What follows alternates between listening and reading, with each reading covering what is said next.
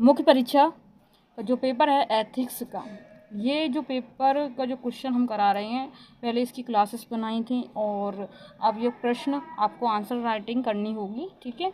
तो ये आपके स्टेट पीसीएस और यूपीएससी एग्जाम के लिए बेस्ट है।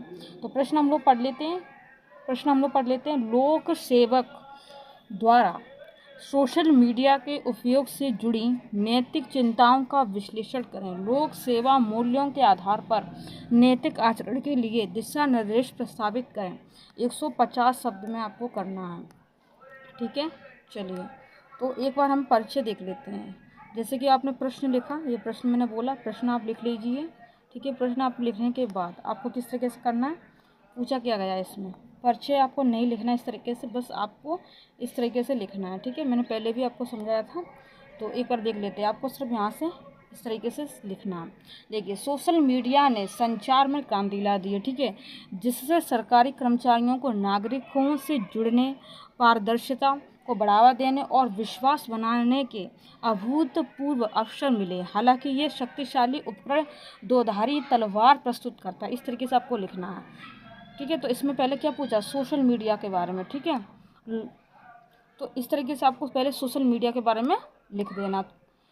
लगभग जो आपका है ये समथिंग आपके 3 से 4 लाइन में बन जाएगा, ठीक है। फिर उसके बाद जो भी आपका A4 साइज का पेपर होगा उसमें, फिर इसके बाद आपको क्या करना है, इसका दुरुपयोग जनता के विश्वास को कमज़ोर कर सकता है, संवेदनशील जानकारियों से समझौता कर सकता है तथा सरकार की प्रतिष्ठा को धूमिल भी कर सकता है। अक्सर आपने देखा है कि नरेंद्र मोदी जी के डिफेक्ट भी वीडियो बना देते हैं, यही द्वारा कुछ ऐसा उल्टा सीधा कर देते हैं, ये भी कर देते हैं, या फिर राहुल गांधी जी के बारे में भी कर देते हैं, सबके बारे में ऐसा कर देते हैं।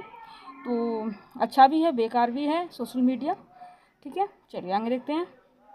आगे शरीर, इधर लोक सेवक द्वारा सोशल मीडिया के उपयोग से संबंधित नैतिक चिंता। शरीर में ये मतलब बॉडी है, ठीक है। आप जब ये आंसर करेंगे तब आपको मेन बॉडी में क्या लिखना है उसके बारे में। तो ये सब आपको पहले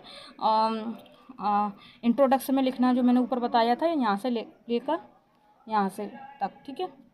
और उसके बाद आपको बीच में क्या लिखना है, आपको बीच में ये नहीं लिखना है, ठीक है, बस बताने के लिए। यहाँ बीच में आप यहाँ से स्टार्ट करेंगे हेडिंग के द्वारा। हेडिंग क्या रहेगी, लोक सेवकों द्वारा सोशल मीडिया के उपयोग से संबंधित नैतिक चिंताएं, बस इस तरीके से।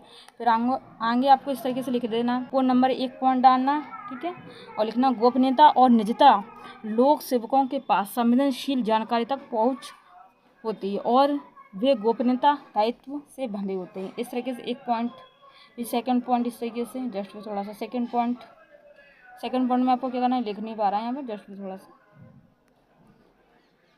पहला पॉइंट, ठीक है। एंड सेकंड पॉइंट में आपको सोशल मीडिया पर गोपनीय जानकारी का अनजाने में खुलासा करने के गंभीर परिणाम हो सकते हैं, इस तरीके से। फिर थर्ड आपको फिर उदाहरण के तौर पर इस तरीके से, उदाहरण, एक IAS अधिकारी ने पदनाम की आधिकारिक घोषणा से पहले ही अपने आधिकारिक वाहन के साथ इंस्टाग्राम पर पोस्ट कर दिया था। आपको उनका नाम पता होगा तो कमेंट्स बॉक्स में बताना, ठीक है। अभी फ़िलहाल वो फिर से बर्खास्त हो गए, सस्पेंड हो गए, अभी फिर से याचना कर रहे हैं, CM आदित्यनाथ जी से याचना कर रहे हैं कि मुझे फिर से मेरा पदभार दे दो। चलिए आगे देखते हैं, हितों का टकराव, इस तरीके से आपको फिर से ऐसी हेडिंग बना लेना, फिर लिखना है तरजीही व्यवहार चाहने वाले कंपनियों या व्यक्तियों के साथ सोशल मीडिया पर बातचीत से पूर्वाग्रह की धारणा पैदा हो सकती है, इस तरीके से आपको करना है। फिर उदाहरण दे देना है, तुरंत की तुरंत कोई बात कह रहे हो ना, तुरंत की तुरंत उदाहरण दो, जिससे आप क्या कहते हैं ना, कोई भी आप कर रहे हो बात, उसका सबूत दो। ऐसे ही आपको एग्जामिनर को सबूत देना है, इस तरीके से। एक नगर परिषद सदस्य किसी निर्माण कंपनी को ठेका देने से पहले सोशल मीडिया पर उसका समर्थन करता है, इस तरीके से, समझ रहे हो।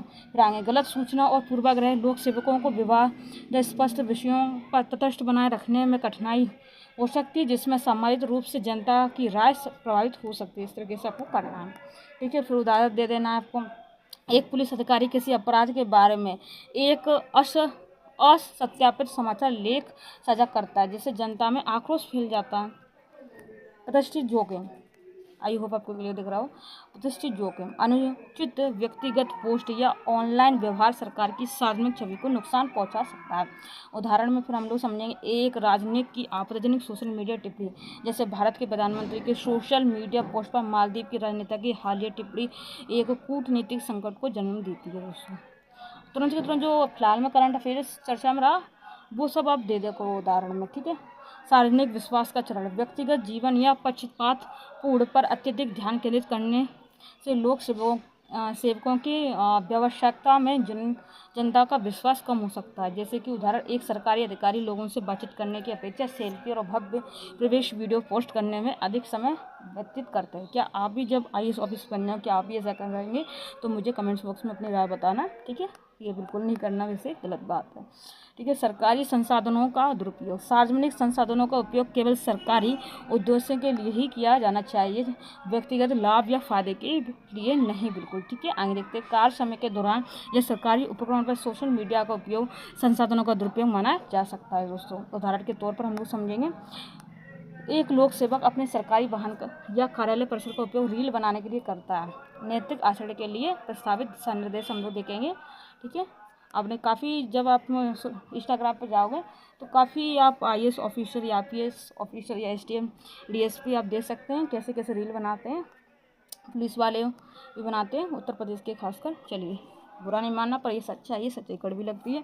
तो अब हम लोग देखेंगे नैतिक आचरण के लिए प्रस्तावित दिशा निर्देश। सशक्त सोशल मीडिया प्रशिक्षण लागू करना, सभी लोक सेवकों के लिए सोशल मीडिया के उचित उपयोग पर व्यापक प्रशिक्षण कार्यक्रम उपलब्ध कराना है, ठीक है। आगे देखिए, उभरते सोशल मीडिया रुझानों और सर्वोत्तम प्रथाओं के साथ तालमेल बना रखने के लिए प्रशिक्षण को अनिवार्य बनाना तथा समय समय पर पुनर्चर्चा पाठ्यक्रम की आवश्यकता रखना, ये सब। और स्पष्ट सोशल मीडिया नीति होनी चाहिए दोस्तों। उत्तर प्रदेश पुलिस की हालिया सोशल मीडिया नीति की तरह एक व्यापक सोशल मीडिया नीति विकसित करना और उसे लागू करना, जो लोक सेवकों के लिए अपेक्षाओं की जिम्मेदारी और सीमाओं को रेखांकित करती है दोस्तों। नीति की समझ और अनुपालन सुनिश्चित करने के लिए प्रशिक्षण और जागरूकता कार्यक्रम प्रदान करना। व्यक्तिगत और व्यावसायिक खातों को अलग करना, लोक सेवकों को अलग अलग व्यक्तिगत और व्यावसायिक सोशल मीडिया खाते रखने के लिए प्रोत्साहित करना, ठीक है। व्यक्तिगत और व्यावसायिक अलग अलग रखो, ठीक है।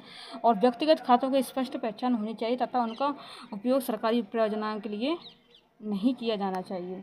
आधिकारिक संसाधनों का जिम्मेदार उपयोग, उपकरण जैसे ईमेल, खातों, सोशल मीडिया प्लेटफॉर्म सहित आधिकारिक संसाधनों के स्वीकार्य उपयोग को स्पष्ट रूप से परिभाषित करना। संसाधनों के दुरुपयोग की निगरानी रिपोर्टिंग के लिए तंत्र स्थापित करना, ये सब। व्यावसायिक आचरण और जवाबदेही, सोशल मीडिया पर व्यावसायिक आचरण के उच्च मानक बनाए रखने के लिए महत्व पर जोर दें। आचरण के उल्लंघन जैसे अनुचित पोस्ट या व्यवहार के लिए अनुशासनात्मक उपायों को लागू करना, ये सब, ठीक है। तो अब बात ये सब कंप्लीट हो गई। अब आपको 5-6 या 4-5 लाइन का निष्कर्ष कर देना है। निष्कर्ष आपको इस तरीके से नहीं लिखना है जैसे ये निष्कर्ष लिखा, ये शब्द नहीं लिखना, बस आकर ये पूरा कंप्लीट हुआ, उसके बाद थोड़ा सा जगह गैप किया आपने, जैसे 2-3-4-5 लाइन का गैप किया, लाइन तो आती ही नहीं, सीधा वाइट पेज होता है, बस आपको यहाँ पर थोड़ा सा ऐसा लगना है कि ये निष्कर्ष है, ठीक है।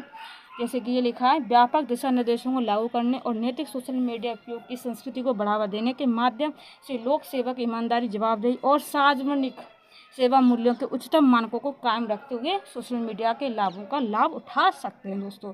तो आज का ये एक प्रश्न कंप्लीट हुआ, एक क्लास कंप्लीट हुई। ऐसी आपको इस चैनल पर 200-300 क्लासेस मिल जाएंगी, जिससे आपका पूरा एथिक्स का जो भी आंसर राइटिंग का सेशन है कंप्लीट हो जाएगा दोस्तों। आपको हेल्पफुल लग रहा है तो लाइक, सब्सक्राइब, शेयर, कमेंट जरूर करें।